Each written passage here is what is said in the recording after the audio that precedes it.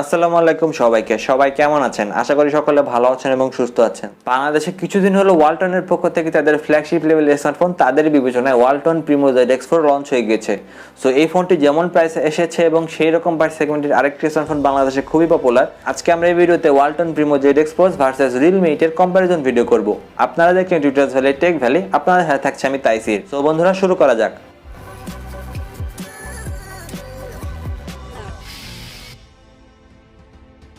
ভিডিওটি শুরু করার আগে আপনারা যদি আমাদের চ্যানেল নতুন হয়ে থাকেন তবে এখনই সাবস্ক্রাইব করে নিন এবং পাশে থাকা বেল আইকনটি বাজিয়ে অল করে দিন। এতে করে আমাদের চ্যানেলের সকল নোটিফিকেশন আপনাদের মোবাইলে পৌঁছে যাবে। প্রথমে প্রাইসিং দিয়ে শুরু করা যাক। ওয়ালটন প্রিমো ZX4 একটি মাত্র ভেরিয়েন্টটি হচ্ছে 8128, এটির প্রাইস রাখা হয়েছে 27000 টাকা। অন্যদিকে Realme 8 এরও সিমিলার 8128, এটির প্রাইস 23000 বাংলাদেশি টাকা। ডিজাইন এবং build quality Walton Primo ZX4 কিন্তু এই জায়গায় অনেক বেশি অ্যাডভান্স। এতে মেটালের ফ্রেম থাকছে এবং রিয়ারে কর্নিং গ্লাস ফায়ার প্রোটেকশন থাকছে। ফ্রন্টে গ্লাসের প্রোটেকশন ব্যবহার করা হয়েছে, বাট কর্নিং গ্লাস 3 নাকি কি সেটা বলা হয়নি। আমি ধরে নিচ্ছি কর্নিং গ্লাস 3 প্রোটেকশন থাকছে। ফোনটি 205 গ্রাম ওজনের এবং 8.6 মিলিমিটারের মতো থিকনেস, সো ভালোই চওড়া বলা যায়। একটি সেন্টার পাঞ্চ হোল এবং রেয়ারে এক পাশে থাকছে 5টা ক্যামেরা। এটি মাত্র একটি কালার অ্যাভেলেবেল, ব্ল্যাক কালারে, যেহেতু গ্লাস ব্ল্যাকের সাথে আসছে অবশ্যই প্রিমিয়াম ফিল দেবে। অন্যদিকে Realme 8 মাত্র 177 গ্রাম ওজনের এবং 8.1 মিলিমিটার থিকনেস। এই ফোনটি অনেক বেশি হালকা পাতলা এবং চিকন চাকন। ফ্রন্টে থাকছে কর্নিং গ্লাস 3 প্রোটেকশন এবং বডি ফ্রেমটা প্লাস্টিকের, রেয়ারও প্লাস্টিক ব্যবহার করা হয়েছে। বাট রেয়ারে বড় করে যে ডেয়ার টু লিভ লেখা, এই জিনিসটা পার্সোনালি আমার পছন্দ না, বাদ বাকিটা আপনাদের উপরে। থাকছে ফ্রন্টে পাঞ্চ হোল এবং 2টা কালারে লঞ্চ হয়েছে। রেয়ারে এক পাশে স্কোয়ার হাউজিং এ 4টা ক্যামেরা। সো এটাও বিল্ড এবং ডিজাইন ঠিকঠাকই আছে। যদি বিল্ড কোয়ালিটির কথা বলেন অবশ্যই গ্লাস ব্যাক এবং মেটাল ফ্রেমের জন্য ওয়ালটন প্রিমো ZX4 এগিয়ে থাকবে। বা ডিজাইনের কথা আপনাদের যেটা ডিজাইন পছন্দ সেদিকে আপনারা যাবেন। Display section Walton Primo ZX4 এর থাকছে 6.67 ইঞ্চির একটি ফুল এইচডি প্লাস রেজুলেশনের LTPS ডিসপ্লের PPI 395, ডিসপ্লের পিক ব্রাইটনেস 450 নিটস এবং একটি নর্মাল 60 হার্জের রিফ্রেশ রেট এবং 120 হার্জের টাচ সার্ভিং রেট থাকছে।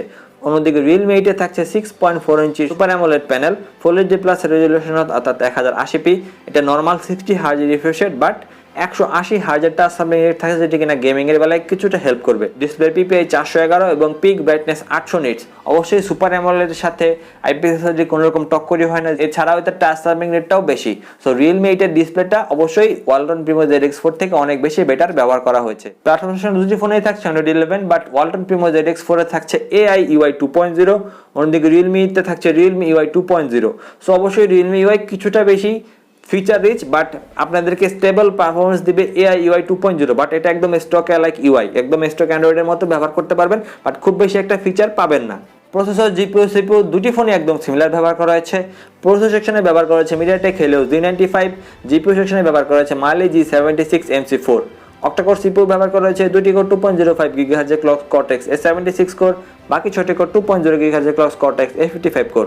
দুটি ফোনেই থাকছে 8 GB LPDDR4X Ram type, 128 GB UFS 2.9 storage. Performance সেকশনে কোনো রকম ঘাটতি বা বুস্ট আপ লক্ষ্য করতে পারবে না দুটি স্মার্টফোনের মধ্যে, বাট সুপার অ্যামোলেড প্যানেলের সাথে ডিসপ্লেটা আপনাদের বেশি বেটার মনে হবে Realme 8 এর সাথে। ক্যামেরা সেগমেন্ট এই জায়গায় তো অনেক বেশি পার্থক্য ওয়ালটন প্রিমো ZX4 এর সাথে Realme 8 এর।